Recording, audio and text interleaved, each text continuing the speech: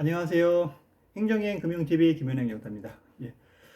제가 오늘 준비한 영상은요, 정책자금, 그 밖에 여러 가지 국가 지원사업, 보조사업에 관한 얘기를 하려고 합니다. 대표적으로 뭐 여러 가지 정책자금이나 이런 것들은 아마 뭐 중소기업청이라든가, 아니 중소기업 소상공인 어떤 진흥공단이라든가, 아니면 일선 시자체, 지자체에 있는 여러 가지 경기신용보증재단, 서울신용보증재단이라든가 이런 데도 있고요. 그리고 기술신용보증재단, 그다음에 신보 이런 데가 굉장히 있죠. 이런 많죠. 그런데 많은 사업자분들이 어떻게 하면 더 정책자금 효율적으로 받고 이거 이외에도 그 밖에 다른 행정기관에서 매년 준비하는 여러 가지 정책 지원 사업들이 굉장히 많습니다. 이런 것을 어떻게 효율적으로 받을 수 있는지 하는 것들 굉장히 궁금하신 분들이 굉장히 많으시고요. 그 다음에 여러 가지 이런 걸 하는 이유가 뭐죠? 바로 시설 자금과 여러 가지 운전 자금 같은 거를 준비하려고 하는 부분인 거죠. 근데 여러 가지 은행에서 돈을 쓰는 뭐 담보 대출을 받거나 하는 부분도 한계가 있고 해서 여러 가지 국가 정책 사업이라든가 정책 자금이라든가 모두 지원 사업, 보조 사업을 받아서 하는 경우가 있습니다. 이거를 하려면 먼저 이제 정책 자금이나 이런 부분들은 우리 회사의 여러 가지 거래처, 매출, 그다음에 대표이사의 어떤 신용도, 현재 회사의 어떤 여러 가지 신용도라든가 부채 상황, 그다음에 어떤 사업에서 어떤 성장도, 거래처 관계에 많은 거 이런 것들 종합적으로 검토를 해야 됩니다. 그래서 이런 종합적인 어떤 검토한 거를 내용을 토대로 해서 사업 계획서를 정말로 전략적으로 잘 써야 됩니다. 전략적으로 잘 써서 1차적으로 이 사업 계획서를 갖고 해당 기관을 설득시켜야 됩니다. 우리는 충분하게 이 정책 자금 받을 능력이 있어. 우리는 충분하게 이 사업 여러 가지 사업성도 있고 여러 가지 거래처도 탄탄해. 이런 것들 보여주는 부분인 거죠. 그래서 저희 전문 행정사들이 이런 사업 계획서나 이런 부분들을 회사에 맞게 맞춤형으로 잘 작성을 해서 회사가 원하는 자금 1억이든 2억이든 3억이든 뭐 이게 10억이든 맞는 조건에 따라서 상황에 따라서 여러 가지 기존의 부채 같은 거 여러 신용들을 여러 가지 뭐 다 검토를 해서 그런 부분을 저희가 이제 뭐 도움을 드리고 있습니다. 그리고 또 하나는 국가마다 어떤 특정 사업을 했을 때 여기에 참여하는 사람들한테 일정한 어떤 돈을 주는 경우가 있습니다. 예를 들면서 어떤 행정기관에서 어떤 사업을 한다. 이 사업을 하는데 우리는 참여자를 선정을 한다.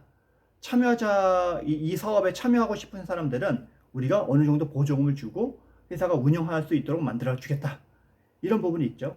그러면 이런 부분에 대해서는 해당 공고나 조건이나 이런 걸 잘 검토를 해야 됩니다.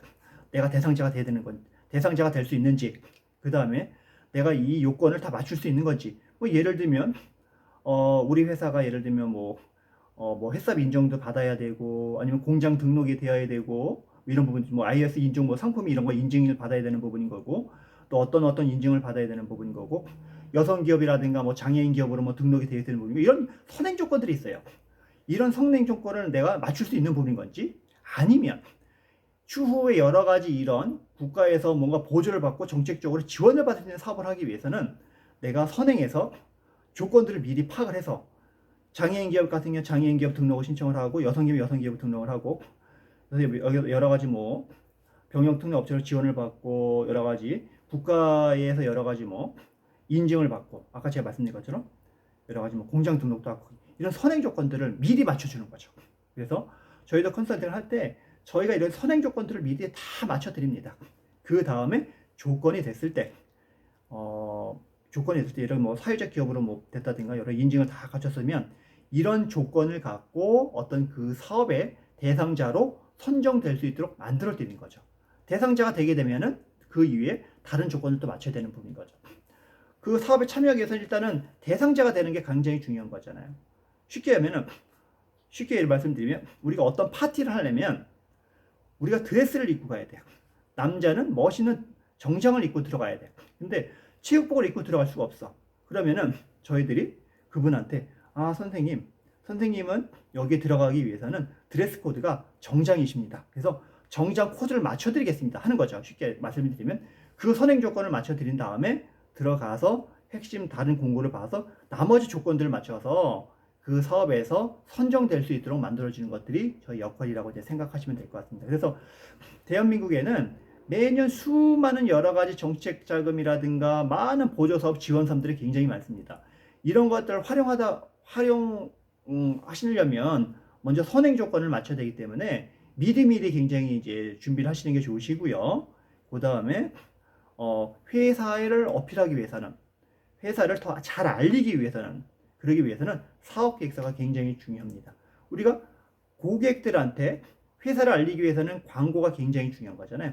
사업 계획서는 행정기관한테 나는 이런 사람이 해서 나를 알리는 홍보체라고 생각하시면 되세요. 그래서 사업 계획서를 해당 기관의 요건에 맞게 논리정연하게 회사의 상황에 맞게 그 행정기관에서 요구하는 요건에 맞게 작성하는 것들이 굉장히 중요하다고 생각하시면 될 것 같습니다.